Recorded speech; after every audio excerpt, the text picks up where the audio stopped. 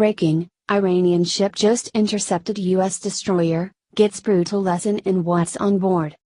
President Donald Trump has given power back to our military, who are now in full force defending our country against our Middle Eastern adversaries as well as those in North Korea.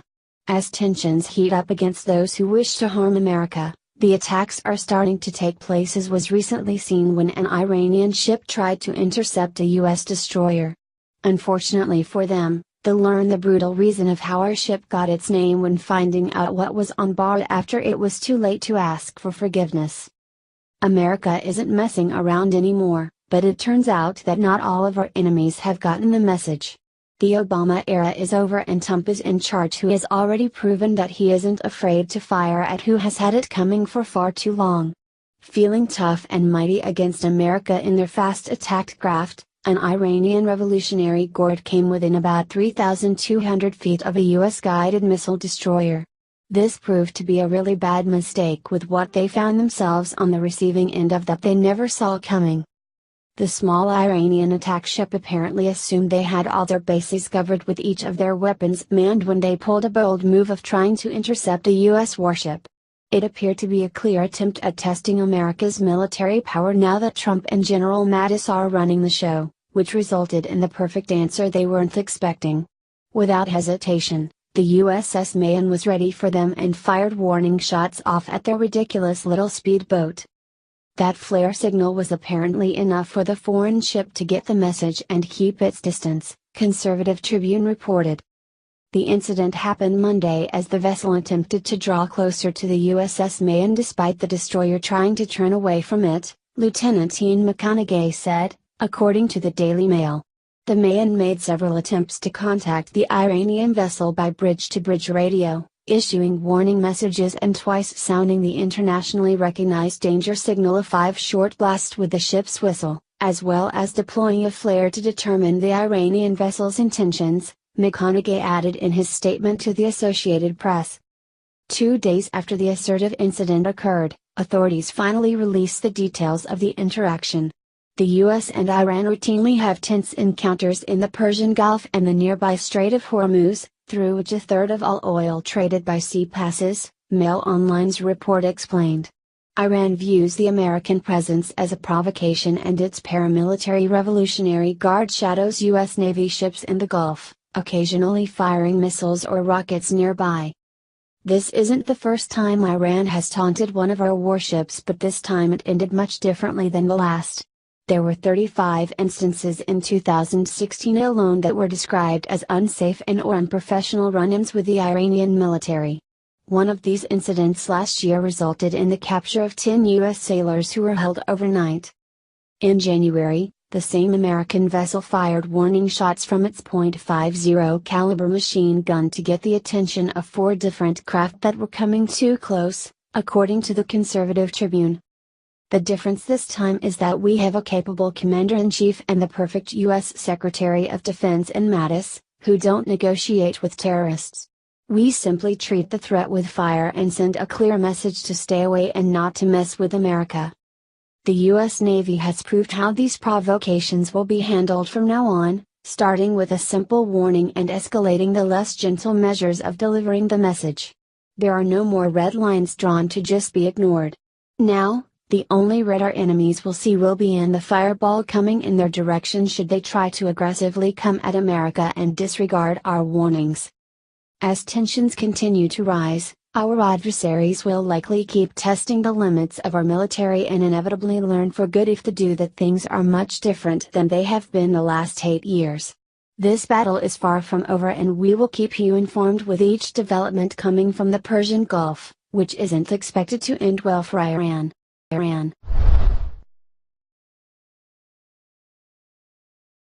Breaking: big warning issued for Wednesday after word of terrifying event in U.S. city gets out. With less than 24 hours to prepare, U.S. authorities have issued a warning for what to be aware of this Wednesday, April 26, after confirming what they had heard. The timing isn't coincidental given the heightened tension between America and North Korea, and now our nation's capital is especially vulnerable to a terrifying event that's already underway. The threat from our enemies has never been more palpable than it is today with the ongoing tension we have with North Korea and Russia, who is supporting Syria. The concern that we could be on the brink of World War III is becoming a closer reality. Despite no military being able to stand up to ours, it doesn't seem to stop some from trying. Rather than assuming they won't, Washington, D.C., is preparing for the worst with good reason. What makes this warning worse, is that it's not the first. As we reported yesterday, Operation Gotham Shield in New York and New Jersey is underway to take place within the next couple of weeks, in which Homeland Security and a number of other top police and military agencies will simulate a nuclear bomb blast.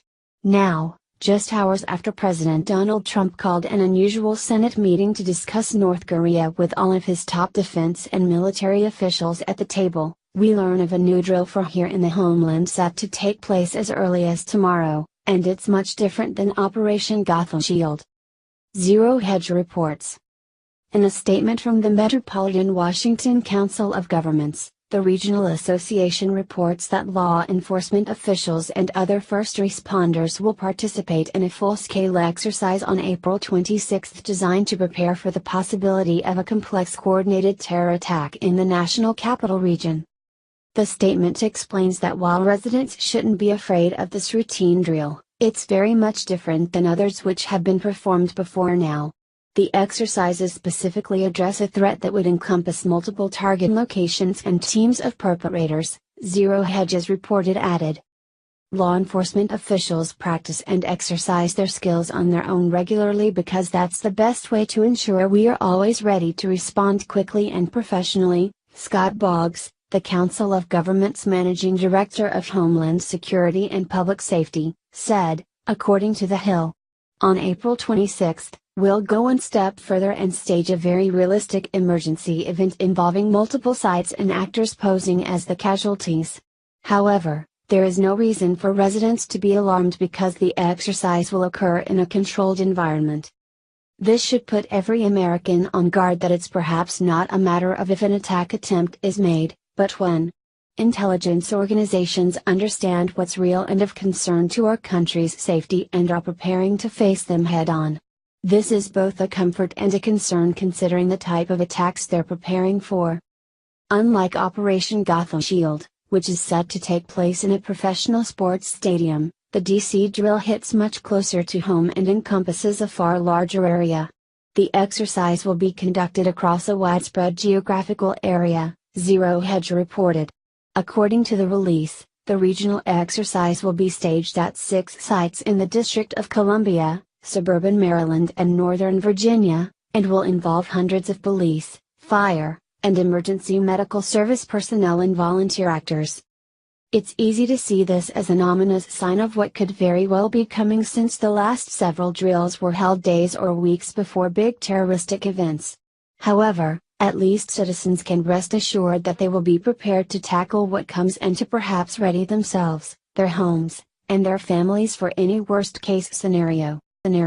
Breaking: Trump's entire wall just got paid for by one person and you won't believe who? The fight over who will foot the $14 million to fund Trump's U.S.-Mexico border wall is no longer an issue after one person could be forced to pony up the bill for it under the most ironic of circumstances. News is breaking right now from one of the most outspoken advocates of the border wall outside of President Donald Trump, who just dropped a bomb to solve the funding problem with one simple solution. The money for the wall is already in America's possession, we just need to get permission to use it now, and the one who it belongs to has no say in the matter. You could call Senator Ted Cruz the best problem solver with devising the perfect solution to get moving on one of Trump's biggest and most important campaign promises. Breitbart reports. Senator Ted Cruz, RTX, introduced a bill calling for the use of $14 billion seized from cartel drug lord Joaquin El Chapo Guzman to be used to pay for the president's border wall between the U.S. and Mexico. It makes perfect sense since one of the world's largest drug cartel leaders benefited by the billions in an open border. Now that he's in custody, it's only fair that the blood money and holding go to good use against Chapo's cause, and Cruz is a genius for proposing this idea.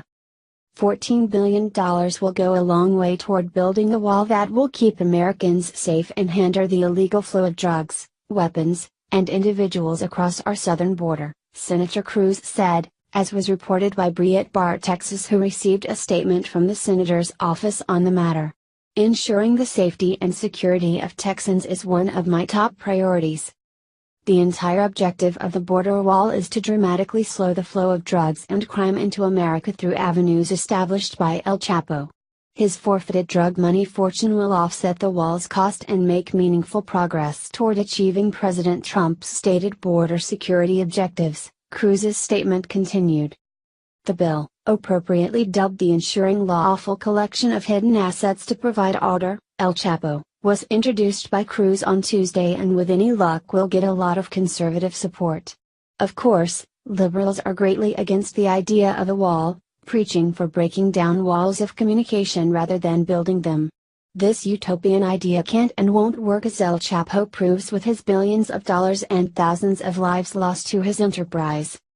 The U.S. government is currently seeking the criminal forfeiture of more than $14 billion in drug proceeds and illicit profits from El Chapo, the former leader of the Sinaloa drug cartel, who was recently extradited to the U.S. to face criminal prosecution for numerous alleged drug-related crimes, including conspiracy to commit murder and money laundering, Cruz stated, Breitbart reports. Breitbart Texas' Ildefonso Ortiz reports that as part of the agreement with Mexico, Guzman will not face the death penalty in the U.S. for his crimes. This makes the money usage even better, since he has to live holed up in a jail cell for the rest of his life and know what all of his money is being siphoned into. Just because the kingpin is out, doesn't mean that his cartel network is, which is still in operation, breaching our border. It couldn't be better than to make their boss pay for the wall that's needed because of him and shut the whole drug and crime funnel down for good.